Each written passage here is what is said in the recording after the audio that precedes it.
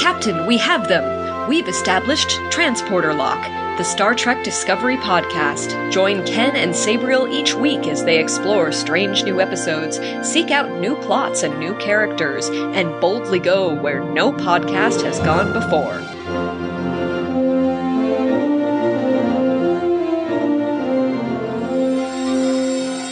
Hello and welcome to Transporter Lock, episode number 35 for Star Trek Discovery Season 2, Episode 9, Project Daedalus. I'm your co-host, Chief Engineer Ken Gagney. And I'm Captain Sabriel Maston, and I know. Sabriel, do you need a hug? Oh my god, that episode. Oh. Can we break the chain of command just a little bit and just provide some comfort? Oh my gosh. Yeah, right? Oh my gosh. Well, too bad we don't have counselors on ships anymore. Or yet. One day we'll invent that. Someday. I guess they haven't discovered Betazoid yet. Maybe the next generation will have discovered such technology. Wouldn't that be a voyage? Wow. So Project Daedalus, this was such an emotional episode that we're going to try something a little different and just skip the TLDR, because if you are listening to Transporter Lock, you have probably seen this episode of Discovery. And so we just want to offer some first impressions. Where do we begin? Probably not at the end, but what did you think of this episode overall, Sabriel? I had a lot of fun with it. I just thought it was oh my god, it was another, besides a gut punch. I had a lot of feels, and the overall feeling is like, they did something with a background character that a lot of shows would have had difficulty doing, actually making us feel for her. Yeah, I too experienced all the feels, especially for Airiam. Just that opening shot, which was a memory of her and her husband walking on the beach, I found that really gripping because the very first characters we saw were characters we'd never seen before. Yeah. Yeah, I think Airiam's been one of those cool characters. Like, for a season and a half, we've been like, who is this? What do we know about them? What are they? And we get all our answers, and then the end of the character in one episode. Like, oh. Yeah, in some ways, even though, as you said, we've been seeing her for a season and a half, it was also a relatively short arc because we didn't know until this very episode that she's human, that she had been in an accident, that she has to download her memories every week. I mean, these are all plot critical, and yet there was no necessarily build up to it. Yeah, I mean, to be honest, like, analyzing it, I wish we could have seen some of that build up over the course of the season. Now, where it would have fit, I don't know. But, we've seen them be pretty good at building these characters, even if it wouldn't have fit a particular episode. Just like, if I could have anything different this season, I wish we could have had more characterization of that character during the season, where we can actually see her relationship with Tilly instead of having to catch her in the background eating food in the mess hall.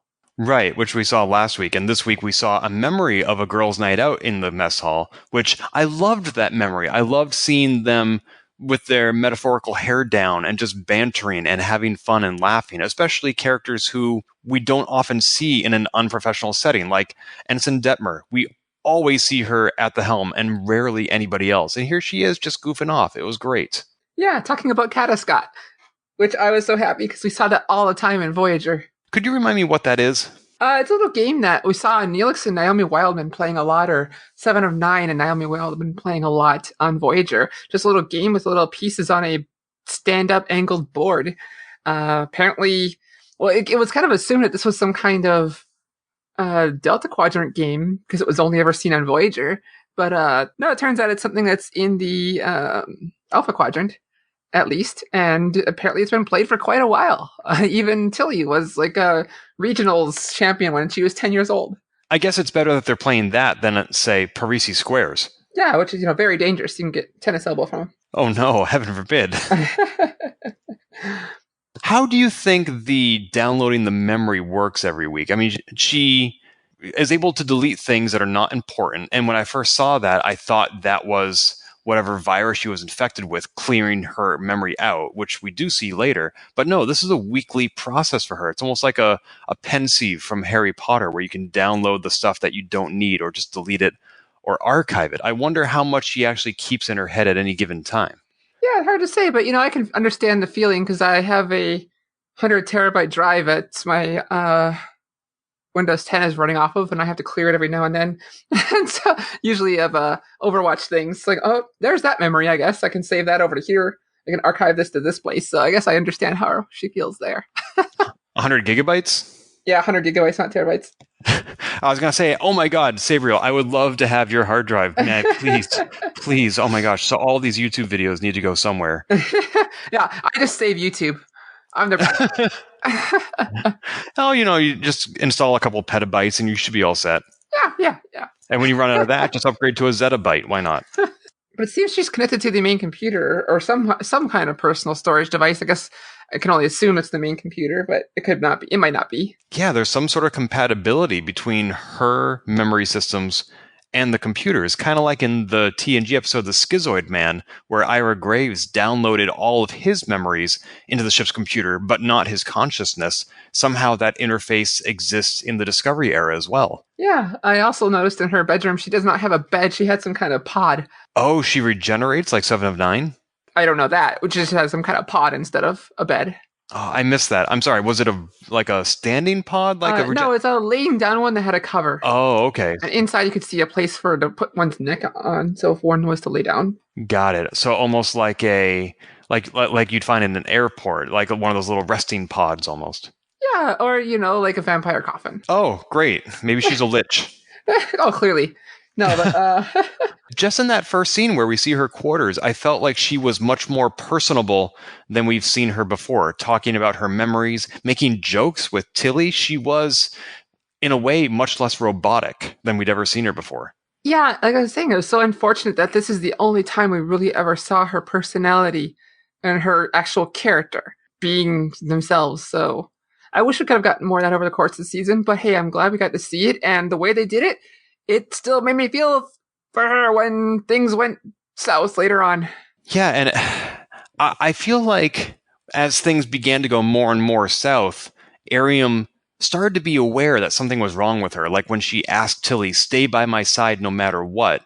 I wish Airiam had been more transparent with her concerns and had gone to somebody in authority and said, I'm losing time, I don't know what's happening. Yeah, it's possible that the thing was keeping her from doing it too.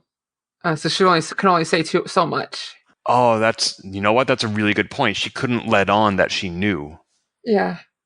Because that thing was probably lurking in the background, paying attention to everything she said and did, and knowing when to intervene. Right. Like, it's just a hypothesis, but it seems to kind of make sense. No, I find that very logical and believable. That makes a lot of sense. We saw also the chief of security start to grow suspicious of Airiam, but not really do anything about it. There were several shots of her cowering in a corner as the ship was shaking, staring at Airiam, but not taking action. And I wish that they had acknowledged her intelligence by empowering her to do something. Yeah, Nan is her name. She came from Enterprise with Pike, and it felt odd that she didn't have that. Maybe she did, but we did not see a scene of her discussing like her suspicions of this person. Especially after the scene where she walks in, Nan walks in on Airiam, looking at data from the big dead space ball, and Airiam says in her mind control voice, like, "You're Barzan. Your apparatus allows you to breathe. Is that correct?" or something like that. It was extremely creepy. Right, just curious. Oh. I mean, that was no different from Hugh of Borg looking at Geordi and saying, like, humans, sever the 7th vertebrae, death is instantaneous. Same thing. Yeah. No one thinks this is a little weird. Right. And also, we saw a new physical manifestation of when she was switching personalities, how her neck would crick as opposed to just the eyes flashing. I wonder if that was because the virus was taking more and more control, or because that was, I don't know, they felt that the eyes flashing was too subtle for us to notice. Oh, I don't think it was too subtle for us. But why that was happening, I can't tell you. I did like the little sound effect they always had when she turned her head. Had this little humming noise. But why they did that, though, I guess I hadn't really thought about it. I don't see it as a hint to us. Maybe it was a hint to the characters in show, because none of them were looking at her eyes, apparently. Right.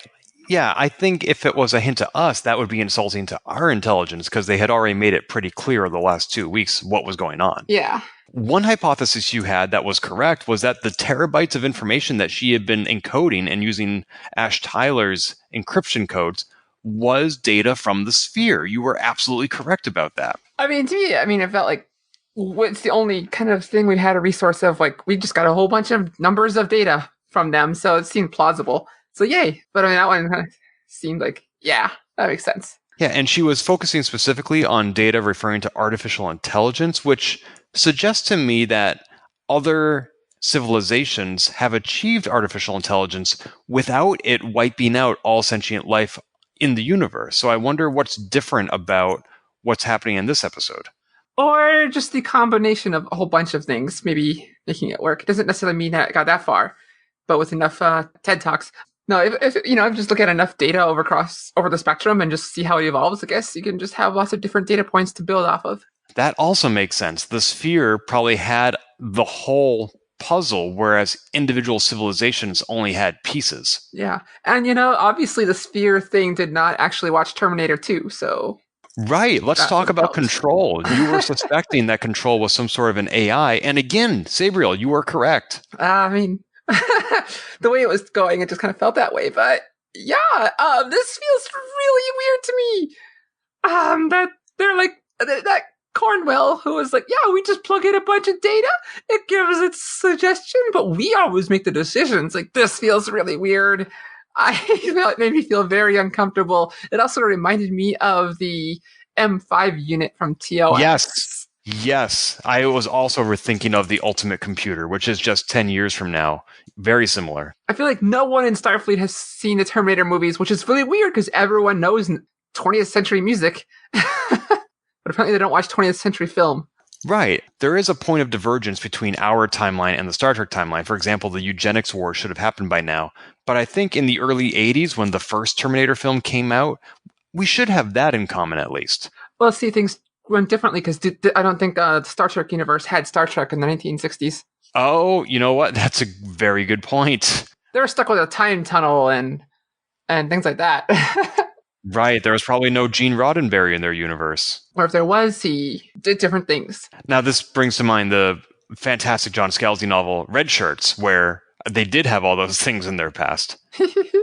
But anyway, that's a different podcast. But Control, still, the whole idea of it really makes me uncomfortable. You're very observant about details, so let me know if I've overlooked something. Okay. What I remember is that the first time they referenced Control in this season of Star Trek Discovery was at the very beginning of last week, after they had their holographic discussion with the four admirals, and when Georgiou came out and said that she didn't trust AI, and you and I talked about that.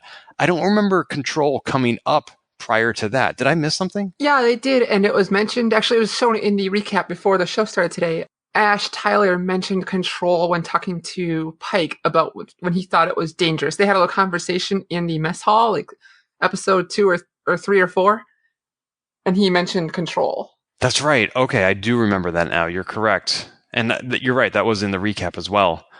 It's just something that, similar to Airiam, I feel like they could have been building up to it some more, building some scaffolding, whereas we learned a lot about Airiam and about Control just in this one episode, and those two things culminated very quickly.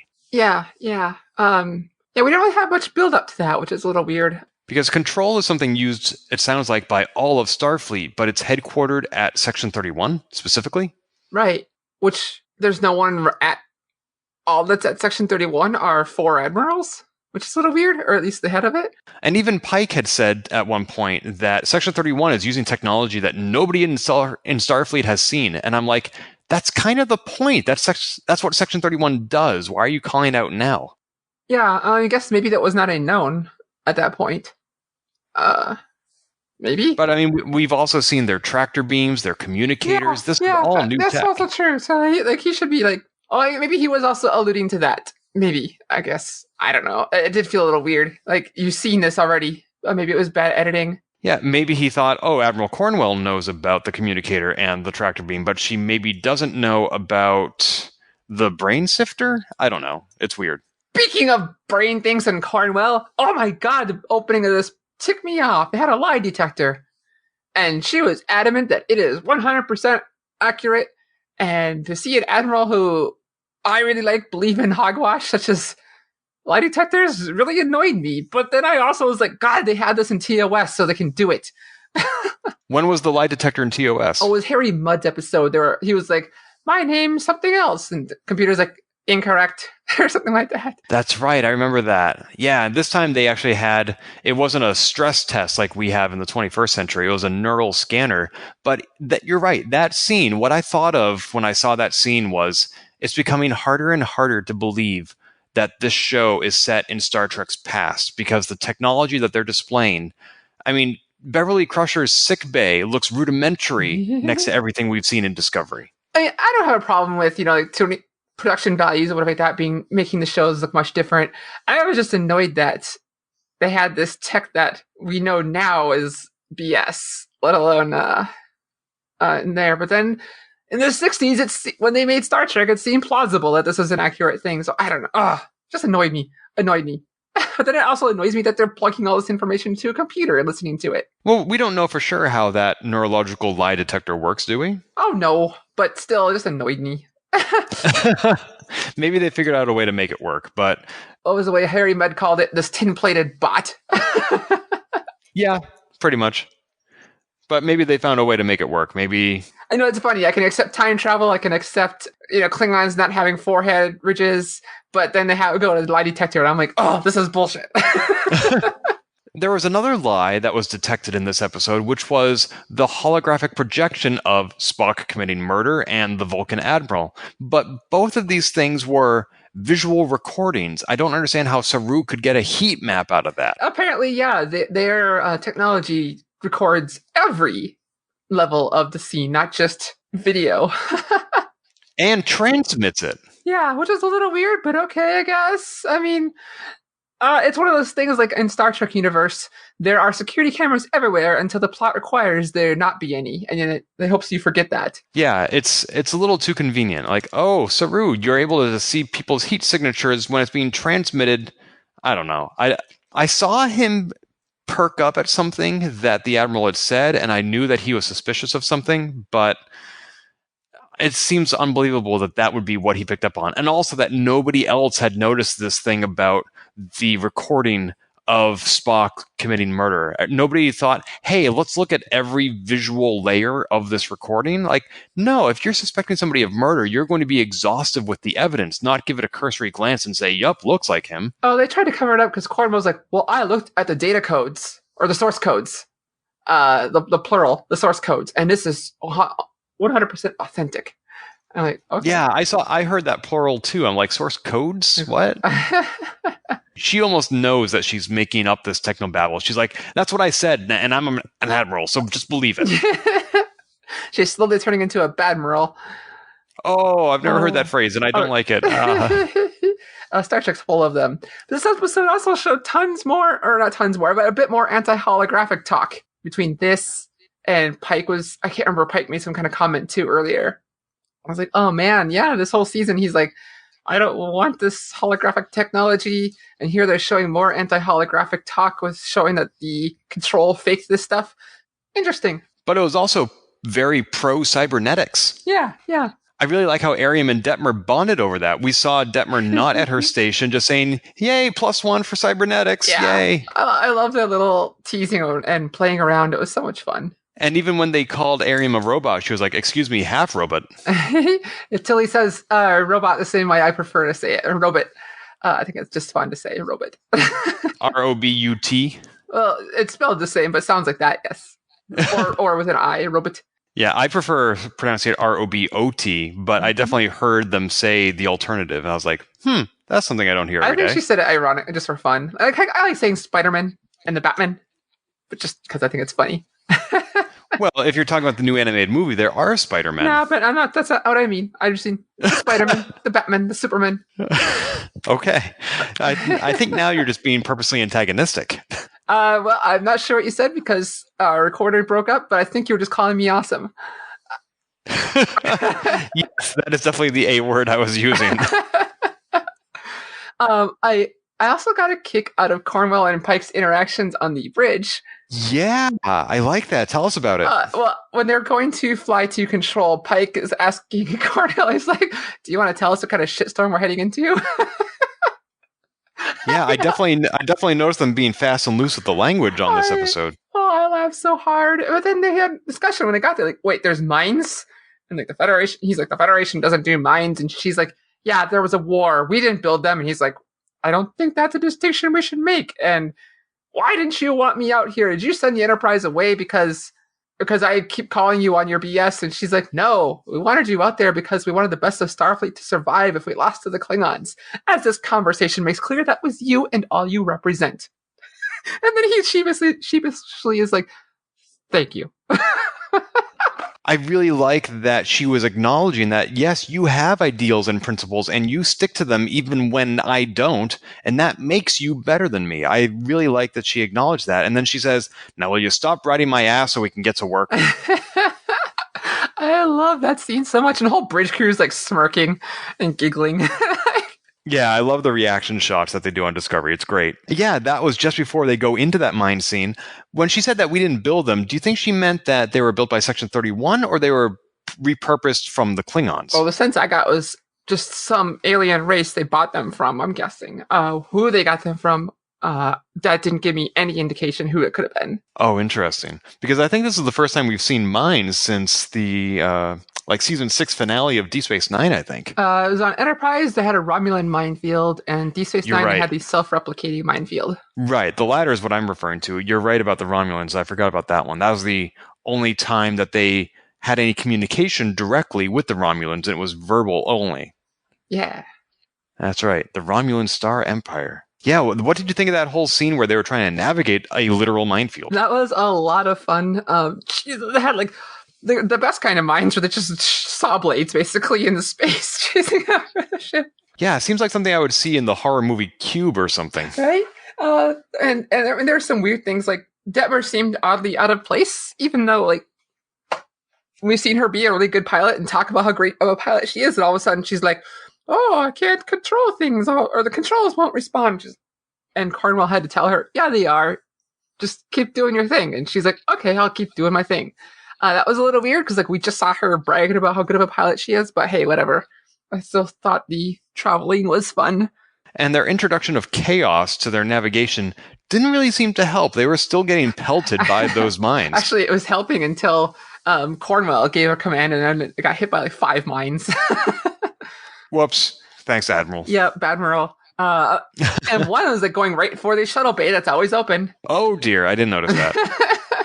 Obvious weak point. I found it very tense. On one hand, I felt like there wasn't enough variety because no matter what they did, as I felt they just kept getting hit by the mines. But I also, the last time we saw things physical hitting a Starfleet vessel, so not phasers or explosions or anything, I was very much reminded of Star Trek Beyond at the very beginning, where they have that swarm that literally tears the Enterprise apart. And I felt like I was living through that again. And I did not want to see that happen at Discovery, nor did I think it would, because we're mid-season, but it was much more visceral than a phaser fight. Yeah, for sure. And oh my God, like in Beyond, I just like was gutted seeing Enterprise go through that. Here, it didn't feel like, I don't think it was just because it was an episode. I didn't feel like the Enterprise the Discovery was in serious danger, maybe mild danger. I just didn't feel it, but it was still fun. Right. Yeah. They had their warp drive taken offline, and that seemed to be very intentional. They wanted them to be just sitting ducks. And so I don't know if they ever actually were in danger. However, I don't think it was until Airiam sent that coded message that the mine stopped attacking. So it seems like they did want to destroy the ship until they realized Airiam was on it. Yeah, I don't know how much the AI was like, oh, Airiam has more information. I don't know. It did. So this part, the whole space station part, did feel a little bit weird to me. Like they missed some things when producing the final episode. Like suddenly they couldn't beam away when they could beam onto it. And the hypothesis was like, well, Control just let them do what they needed to do, like get Airiam onto the station. That occurred to me as well. And usually we hear some sort of a line like, beam them back. I can't, sir. There's too much interference. And that's all you need to excuse that. But I do like that theory that Control wanted them on the ship. Control wanted them on the station. And that was made clear. So maybe Control somehow stopped them from leaving as well. Yeah, and I honestly was waiting for the line, like, I can't bring him back, sir, because I kept thinking, why don't you just beam him back? So yeah, it feels like they just missed a line or something like that, or they just assumed we would assume that. Maybe they thought maybe they gave us too much, and we're just too used to being hand-fed this information. Or maybe it didn't occur to them to beam back. They're like, oh, we forgot about the transporters, damn it. So much technology, we just lost inventory. Oh well. When Airiam went full-on Terminator, she was very difficult to take down. Not only was she throwing some gut-wrenching punches, but she also took several point-blank rifle blasts and just kept on going. Yeah, well, she took a good one, and then she just kept dodging, like, point blank.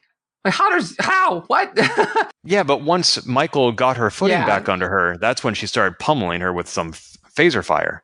Yeah, and then, nope, that's okay. That's cool. Like, oh, this seems like a very big flaw in your cybernetics. A good flaw? I guess depends. I guess you're not expecting to fight your own people. Right. And then they had that heart-wrenching conversation through the door. Yeah, Michael has this like huge moment after having some discussions in our B plot with Spock, and she's having a hard time here because Airiam's like, you need to put me in space and kill me, otherwise I'm just going to keep doing bad things. And Michael is having so much trouble with this. That was hard. That was rough. This whole scene. Oh. Yeah, I mean, once they finally do jettison her, and you see everybody on the bridge, even Cornwell is upset, and Detmer is crying because they were all friends. I'm glad that ultimately it wasn't Burnham who pulled the lever, because she would live with that guilt for the rest of her life. I'm glad that they found somebody else to do it for her. Yeah, which was also another weird thing, because we saw Airiam rip off Non's breathing apparatus, and then like everyone seemed to just forget Non existed. And I'm like, she's right there. Why are we not focusing on her? Why is no one making any comment towards her? And all of a sudden, she's the one who jettisons Airiam, which is another weird editing thing this episode. I thought it worked well. To be honest, I had kind of forgotten about her, and when Airiam was jettisoned, I was like, wait, did Michael do that? Who did that? For me, I think not one bit. I like, oh yeah, she's still around. We didn't actually see her die, so... I found her conversation with Tilly just be so sad, because Airiam seemed to be in control of her voice, but not much else. She basically said to Michael, if this door opens, I will kill you. You need to jettison me. So there was clearly a war being waged inside her, and she knew what she needed to do. Yeah. That was rough. Oh. And her voice, she was not calm about this. She was pleading. She was nearly in tears. And that's what made it so hard for us. I rarely see or hear that kind of desperation on Star Trek. No, you're right.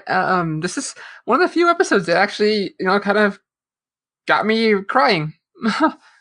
It was very, very powerful, emotional.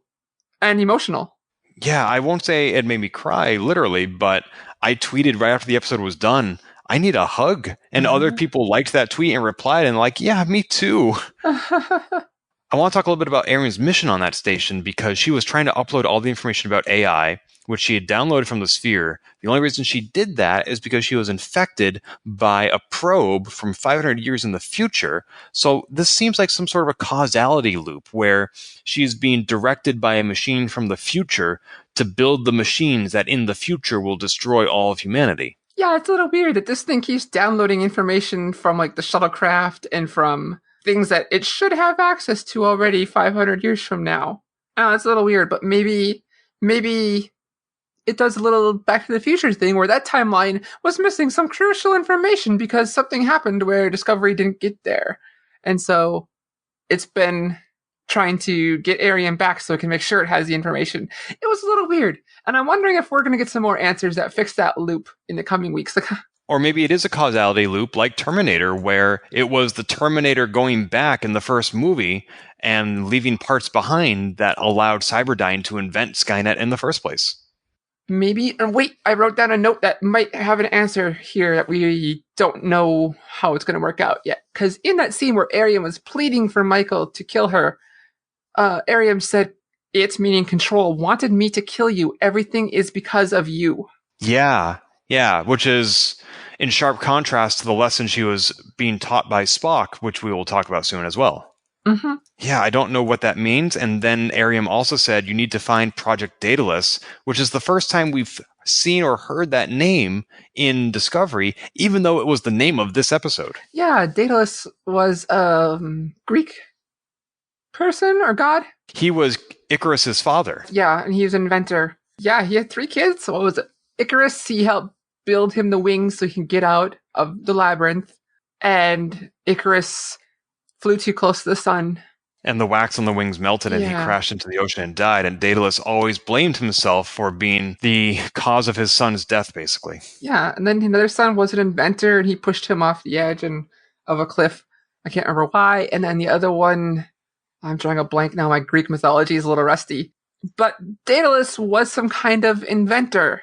I'm wondering if Daedalus is another name for control or the AI or some project that was supposed to improve the AI, and now it's going amok in time. Ha ha ha. Oh gosh, amok time. Yeah, I get it. I see what you did there. But I'm trying to make a connection of what Daedalus could mean, and I'm wondering if it has to do with inventing, building things, making itself better. I think it's some sort of a project to invent something that will surpass its inventor, so create a machine that will be better than people. And that would possibly tie into our discoveries, hovering above a star 1,000 years in the future. Oh, yeah, I can see that. I was also wondering if the Red Angel, now that we know it's human, and now that we know Airiam is human, if there's some connection there as well. Yeah, it's... Well, Airiam's gone, so I don't think that means the Red Angel is Airiam. I wonder if Airiam is gone. I mean, we did actually see her die, so I think that's a good... In Star Trek, usually that means they're dead. But we've never seen somebody like Airiam, who's a half robot. Oh, no. I mean, we threw lore into space, and he floated for ages. He had no human parts at all, or actual biological parts. That's true. He was not a cyborg. Yeah. But I'm just saying that we see people disappear, and they have robotic parts, and then they come back, and who knows?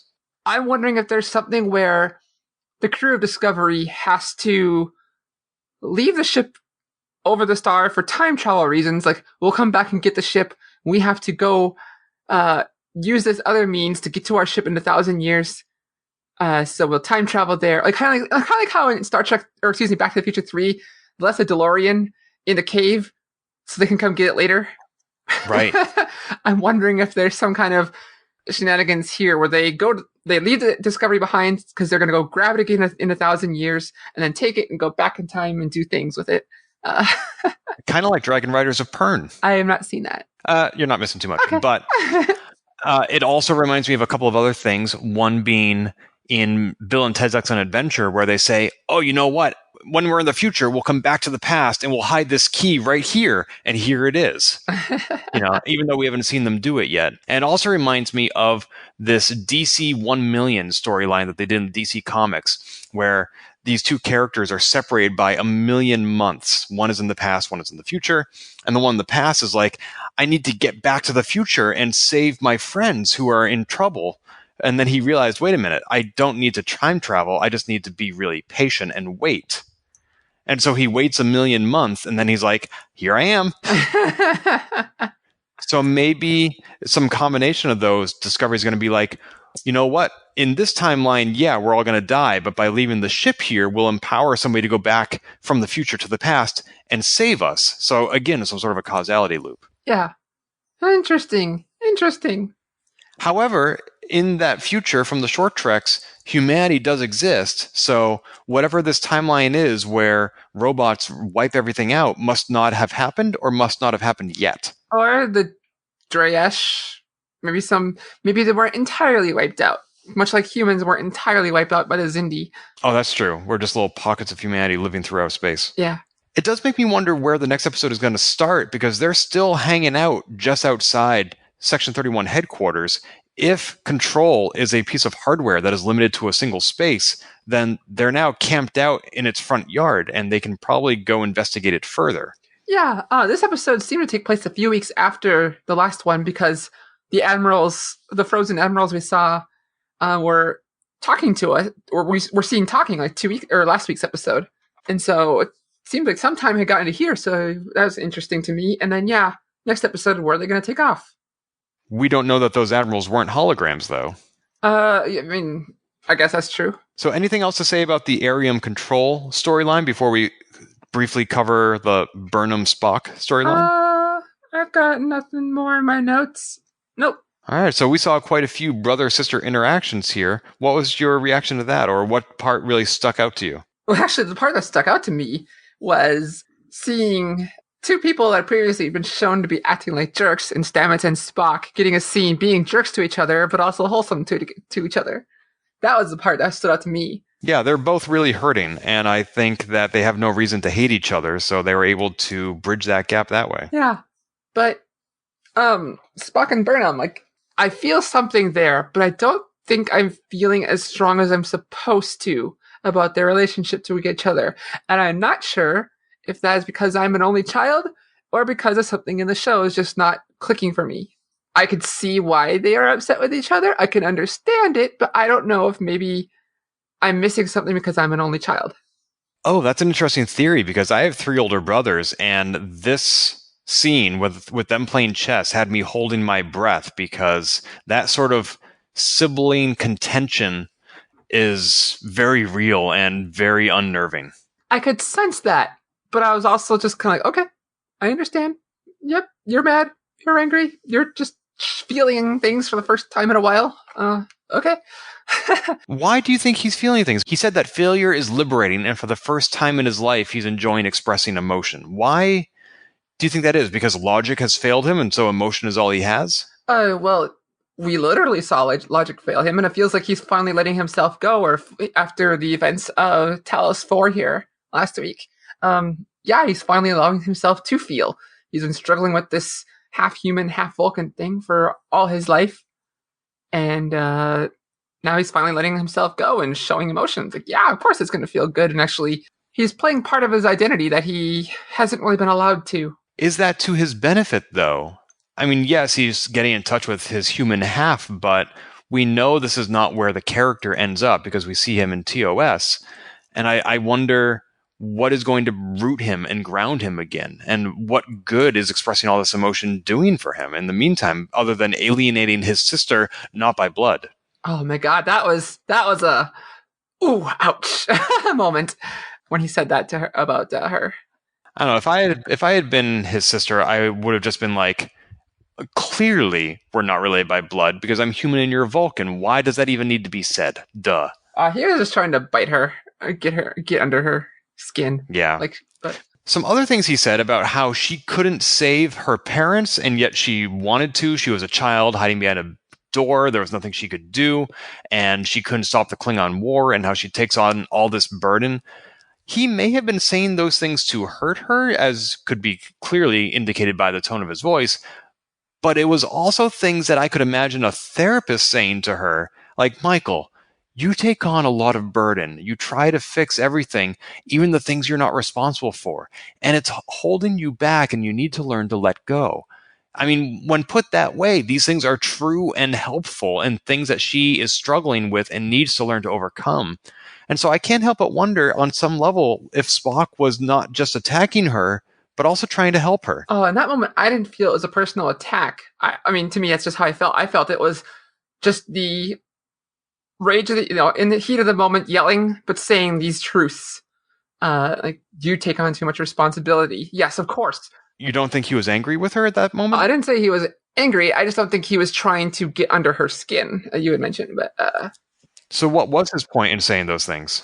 To tell her that you are wrong and to tell her you are full of crap. I didn't think it was trying to intentionally make her mad. I just felt like to me, it felt like he was just trying in an angry voice, because they were already yelling that these are your problems. You are too self-important. You are too full of self-importance. I don't think he was actually trying to make her mad and telling her that. It's just an observation, as some people would say. Yeah. It may have made her mad, but I didn't think it was supposed to make her mad. My definition of brutality is honesty without compassion. And I would definitely say that fit Spock in that moment. Yeah, I agree. Do we have anything else to say about Spock and Burnham? Well, he also told her the truth. That, like, you were wrong when you were a child. The logic extremists weren't after you. They were after me. Oh, yeah, the abomination. Yeah. We also saw that we have a logic extremist made it to being a admiral. Yeah, that was surprising. I don't know how she didn't get weeded out sooner. Not because of a stereotype about Vulcans and logic, but just because logic to that degree is not what Starfleet needs. No. And so she got pretty far. Huh. And then she got frozen and killed. And then used her image. Yeah, this whole episode, there were 3 scenes that just had me holding my breath. There was the chess game in the room, which I loved seeing them bring back that classic Star Trek artifact, but the sibling shouting was unnerving. Then there was the scene in the minefield where, oh my gosh, we don't know if they're going to be able to escape, and this is a very visceral, as I said, experience. And then there was, of course, the battle with Airiam and the tear-jerker conversation just before she basically allowed herself to be killed. This was a really emotionally dense episode. Yeah, it was. It was also our second episode this season run by Jonathan Frakes. Yes, you know what? I watch the opening credits every week, and there were no special guest stars listed, which A, I'm glad for because I feel like that's a spoiler, but B, it was a spoiler because I knew right off the top, okay, Ash Tyler's not in this episode, Emperor Georgiou is not in this episode, but then also, as you said, we saw Jonathan Frakes, and he is just a master of directing Star Trek. I love everything he does, including this episode. Yeah. Well, he did the Klingon episode, and we were kind of like, huh, at the time. I don't remember disliking anything Jonathan Frakes has ever done. I disliked it. We were both, huh. Everybody has an off day. Yes. You made up a good point there. There was no Ash Tyler in this episode, and I was happy. None of that whininess that you've grown to hate so much. Yep. But presumably now they know that he wasn't the one who sabotaged the spore drive. Yeah, unfortunately, they're going to let him out of his quarters. But they were using the spore drive last week, and this brings to mind our theory that every time they travel through the mycelial network, they were damaging it. And Stamets, you remember, he said, I knew better, I know better, etc., etc. Yeah. And yet they're still using it. So I wonder if they actually were damaging it. Well, they didn't get to use it last week. They tried, and it was Airiam had blocked it. But they were repairing it here, and that made me question that too. It's like, why are you talking about wanting to keep using this when you've already found out, like, recently in Showtime that it's hurting the mycelial network? Or maybe we misunderstood and it's not hurting it? I don't know. But there are definitely people who live there. Yeah, and so that did feel a little weird to me too. But it did let us get some great scenes between Stamets and Spock that I loved. Yeah, although another special guest not appearing in this episode was Wilson Cruz, so we didn't actually see Culber, which is fine, because I was just saying last week that he needs more space, and so I think we gave it to him this week. Yeah, again, I can't wait for Starfleet to invent psychologists and psychiatrists. Isn't Admiral Cornwell a psychologist? That's right, she is, but something this ship desperately needs right now. Right. No argument here. Well, I think that's it for this week of Transporter Lock. Anything we overlooked? No. I just can't wait to see what happens next week. The week after that, you and I will actually be watching Star Trek together in person. Huzzah! For the first time in our lives. Yeah. Oh, so looking forward to it. I'm not a talker. Well, Captain, I will chat with you again in a week and then see you a week after that. Until then, hit it. If you've enjoyed this episode, please leave a review on iTunes and keep your hailing frequencies open by following us on Twitter @TransporterLock or subscribing to our podcast and email newsletter at transporterlock.com.